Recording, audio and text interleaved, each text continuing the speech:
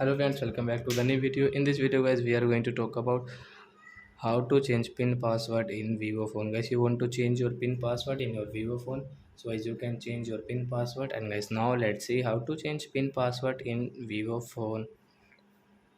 So before starting video friends, I want to tell you, if you're new in my channel and you are watching my video first time, so first of all go and subscribe my channel, click the bell icon and like my videos.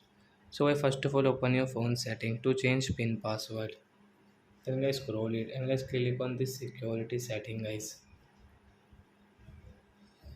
Guys, click on screen lock and guys, you can see guys this, enter your numeric password. So guys, which old password guys, enter here.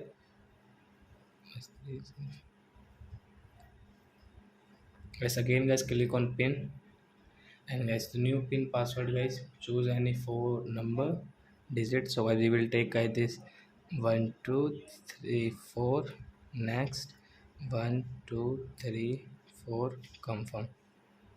And guys, now you can see guys, pin password has changed or not. So I old password was guys 3690. So as you can see, wrong. 1 2 3 4, enter.